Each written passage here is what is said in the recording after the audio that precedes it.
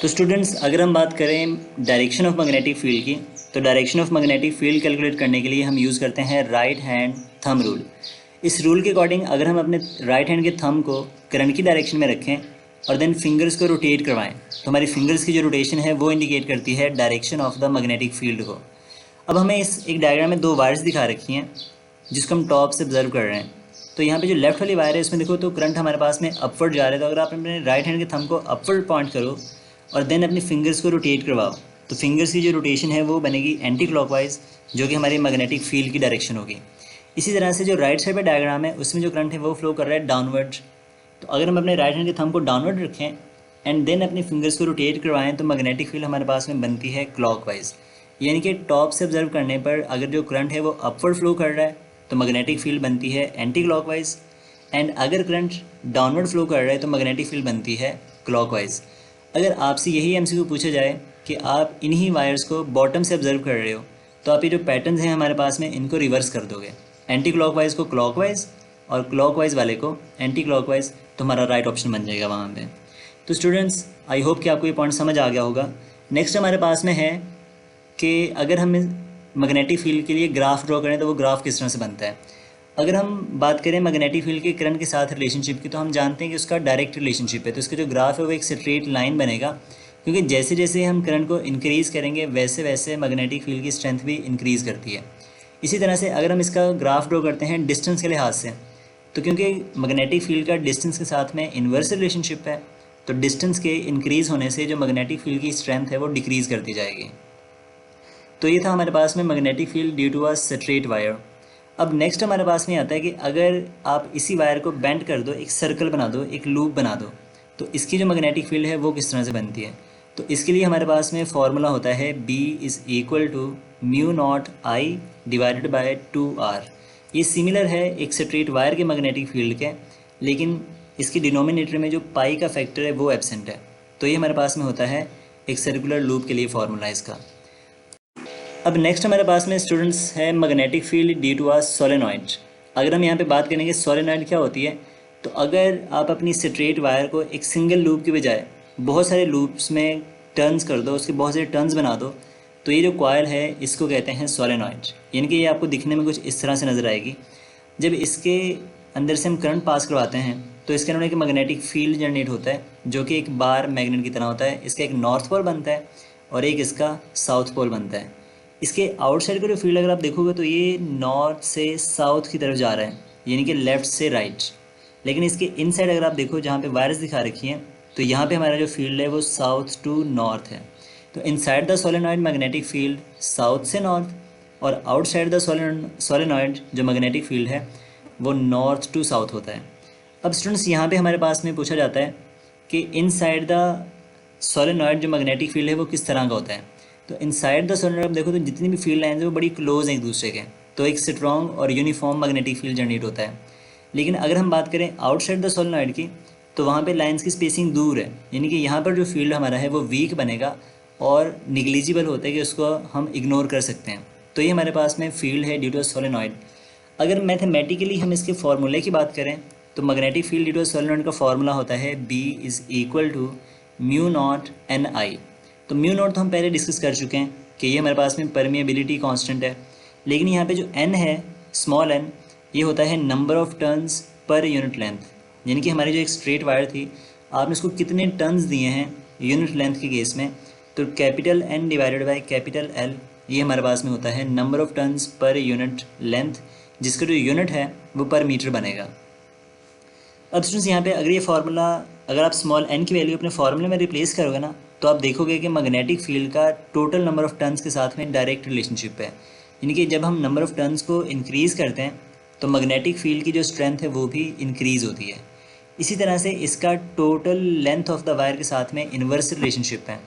तो लेंथ को इंक्रीज़ करने से सोलेनॉइड के जो मैग्नेटिक फील्ड स्ट्रेंथ है वो रिड्यूस होती है, डिक्रीज़ करती है।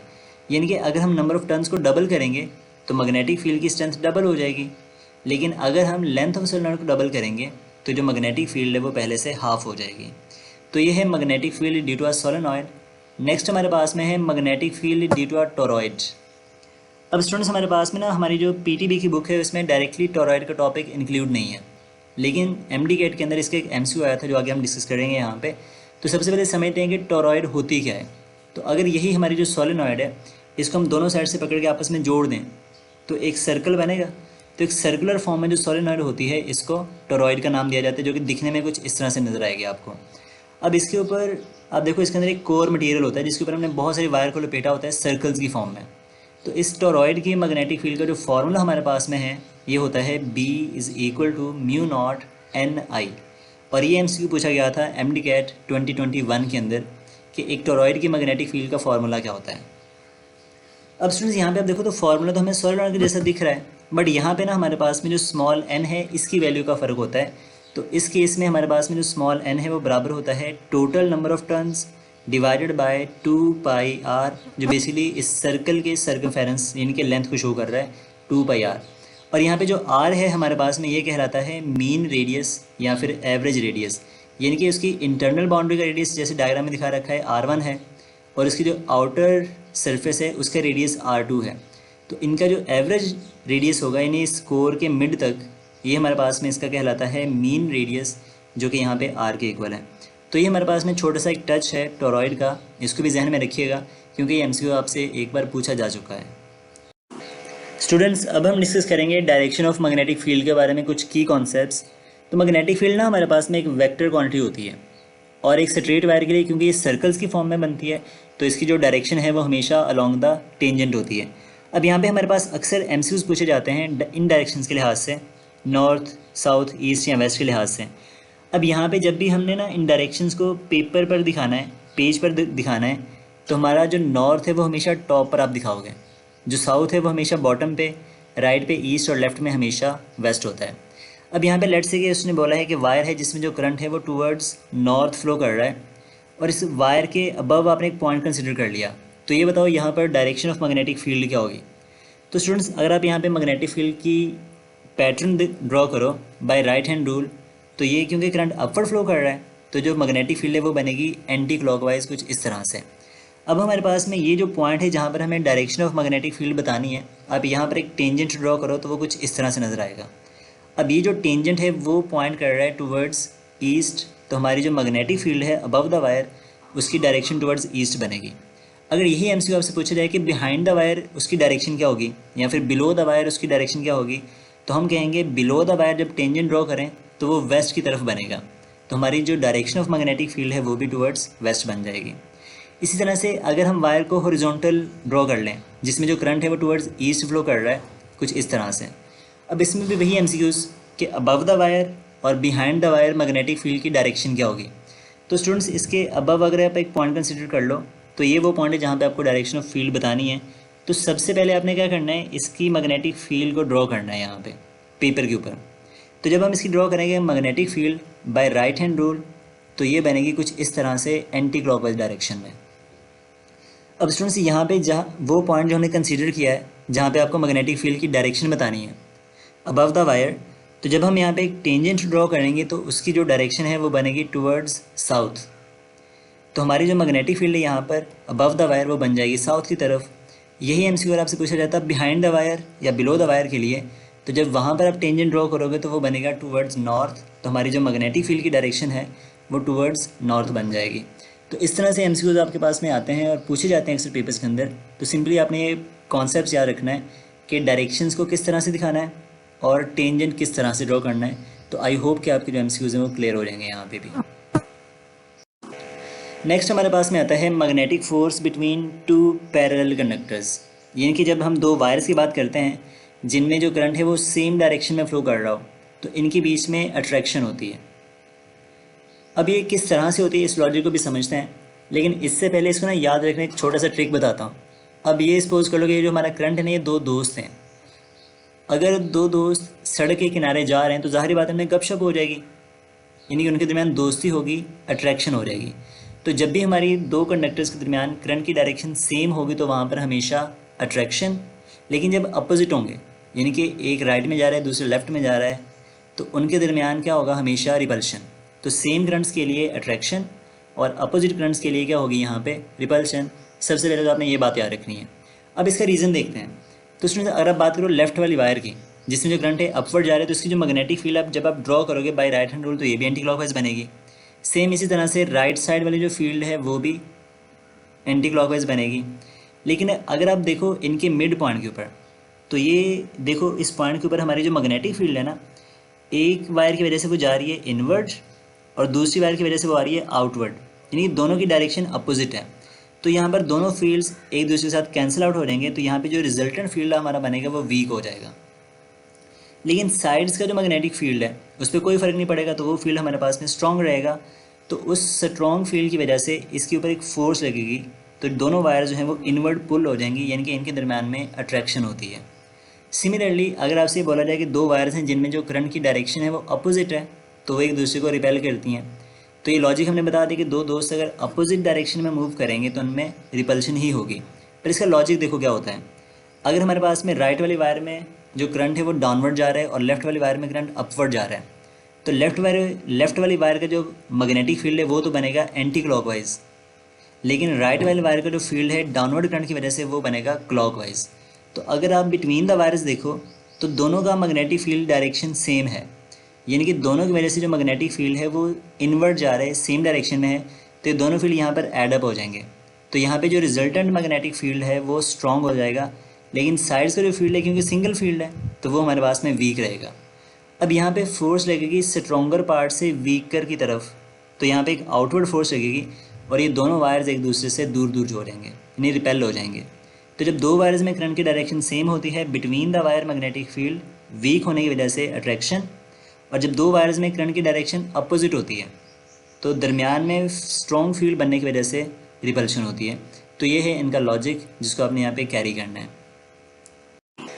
स्टूडेंट्स अब हमारे पास में एक छोटा सा क्वेश्चन है कि मिडिल वायर जो है वाई, उस पर ऊपर फोर्स कितनी लगेगी। तो यहाँ पे हमने अभी भी पढ़ा है कि अगर दो वायर्स में करंट की डायरेक्शन सेम हो तो अट्रैक्शन, अपोजिट हो तो रिपल्शन। अब यहाँ पे अगर आप डायग्राम में देखो तो एक्स और वाई में करंट की डायरेक्शन सेम है, तो जो एक्स वाला वायर है वो वाई वाले को अट्रैक्ट करेगा विद अ फोर्स एफ। इसी तरह से जो वाई वाला है और जेड वाला है, इन दोनों में करंट की डायरेक्शन सेम है, तो जेड वाला भी वाई को अट्रैक्ट करेगा, यानी कि एक्स भी वाई को अट्रैक्ट कर रहा है और जेड भी वाई को अट्रैक्ट कर रहा है, लेकिन दोनों की जो फोर्स है वो अपोजिट डायरेक्शन में लग रही है। तो इस केस में दोनों फोर्सेस का अगर मैग्नीट्यूड इक्वल हुआ तो ये कैंसिल आउट हो जाएंगे और हमारी जो मिडिल वायर है उसके ऊपर जो नेट फोर्स है वो ज़ीरो हो जाएगी। तो जो वाई वाला वायर है वो कहीं नहीं जाएगा, वो वहीं का वहीं पड़ा रहेगा। नेक्स्ट हमारे पास में एक छोटा सा क्वेश्चन और है कि तीन वायर उसने दिखा रखी हैं और ये पूछ रहा है कि जो मिडिल वायर है वाई, उस पर किस तरफ फोर्स लगेगी या कितनी फोर्स लगेगी। अब स्टूडेंट्स यहाँ पर आप देखो तो एक्स और वाई इन दोनों में करंट की डायरेक्शन सेम है, तो इनमें तो हो जाएगी अट्रैक्शन, तो एक्स वाला वायर वाई वाले वायर को अट्रैक्ट करेगा अपनी तरफ। लेकिन वाई और जेड में करंट की डायरेक्शन एक दूसरे के अपोजिट है, तो इन दोनों में रिपल्शन होगी। वाई वाला जेड को रिपेल करेगा और जेड वाला वाई को रिपेल करेगा विद अ फोर्स एफ। अब वाई को क्या हो रहा है, एक साइड से अट्रैक्शन मिल रही है और दूसरी साइड से रिपल्शन मिल रही है, तो दोनों की फोर्स की जो डायरेक्शन है यहाँ पर सेम है। तो जब दोनों फोर्सेस आपस में एडअप हो जाएंगी तो इसके ऊपर जो रिजल्टेंट फोर्स लगेगी वो ज़्यादा होगी और हमारी जो वायर है वो मूव करेगी लेफ़्ट साइड की तरफ, यानी कि एक्स वायर की तरफ। तो आई होप सो कि आपको ये क्वेश्चन समझ आ गए होंगे। नेक्स्ट हमारे पास में एक छोटा सा क्वेश्चन और है कि अगर तीन वायर्स हमारे पास उसने दिखा रखी हैं, तीनों में जो करंट की अमाउंट है डिफरेंट है। पहले वाले दो केसेस हमने देखे उनमें करंट की अमाउंट सेम थी, बट यहाँ पे तीनों में करंट जो है वो डिफरेंट है। तो हमसे पूछ रहा है कि जो मिडिल वायर है 2 एम्पेयर वाली वो किस तरफ जाएगी, किधर मूव करेगी। अब स्टूडेंट्स यहाँ पे आपने ये बात याद रखनी है कि हमारे पास में जब किसी कंडक्टर पे फोर्स लगती है ना, तो वो जो फोर्स है वो डायरेक्टली प्रोपोर्शनल होती है करंट के प्रोडक्ट के, यानी कि दोनों का जो करंट है उसके प्रोडक्ट के। अगर आप फर्स्ट 2 वायर्स की बात करो तो 1 और 2 ये हो जाएगा 2, इनका जो प्रोडक्ट है वो 2 बनेगा, तो हमारी जो फोर्स है वो 2 लगेगी 2F इनके 1 एम्पेयर वाले की तरफ, क्योंकि करंट सेम डायरेक्शन में तो अट्रैक्शन होगी यहाँ पे। इसी तरह से 2 एम्पेयर और 4 एम्पेयर वाले जो 2 वायर्स हैं इनका जो प्रोडक्ट है वो बनेगा 8, तो यहाँ पे भी हमारे पास में फोर्स ऑफ अट्रैक्शन ही लगेगी 2 एम्पेयर वाली वायर के ऊपर 4 एम्पेयर वाली वायर की तरफ, यानी 8F। तो यहाँ पे आप देखो जो 4 एम्पेयर वाली वायर है वो ज़्यादा फोर्स लगा रही है, वो 2 एम्पेयर वाली वायर को अपनी तरफ खींचेगी, तो हमारी जो वायर है वो मूव करेगी राइट साइड की तरफ, यानी कि 4 एम्पेयर वाली साइड की तरफ। तो आई होप आपको ये क्वेश्चन समझ आ गया होगा। नेक्स्ट हमारे पास में ना एक MCQs है जो कि MD CAT 2012 में पूछा गया था। वो कहते हैं 2 long straight parallel wires held vertically have equal but opposite current as shown, which of the following effect will be observe. तो हमने बताया कि कौन सा इफेक्ट जो है यहाँ पे हम ऑब्जर्व करेंगे। अब स्टूडेंट्स अगर आप डायग्राम को गौर से देखो तो यहाँ पे दोनों वायर्स के अंदर जो डायरेक्शन ऑफ मैग्नेटिक फील्ड है वो अपोजिट है, यानी कि इन दोनों में क्या होगी, यहाँ पे रिपल्शन होगी। और हमने ये देखा है कि रिपल्शन इस वजह से होती है कि मिड पर जो फील्ड है वो स्ट्रॉन्ग हो जाता है। तो इन दो वायर्स के दरमियान जो मिड पर मैग्नेटिक फील्ड बनेगा वो स्ट्रॉन्ग होगा, लेकिन आउटसाइड का जो फील्ड है वो हमारे पास में वीक होगा, वो कम रहेगा।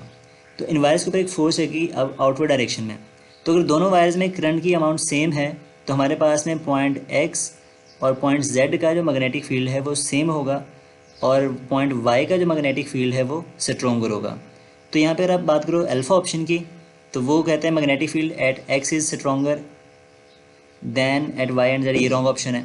बीटा ऑप्शन है magnetic field at X and Z are same, तो एक्स और जेड पर सेम फील्ड है क्योंकि करंट सेम है, तो ये हमारा राइट ऑप्शन बन सकते हैं यहाँ पे।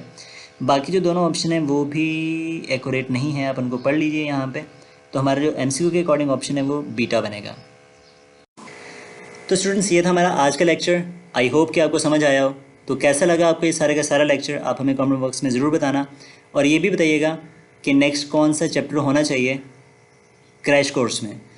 तो जल्द मिलते हैं एक नेक्स्ट वीडियो में। टिल देन अल्लाह हाफिज़, फ़ी अमानिल्लाह, ऑल द वेरी बेस्ट।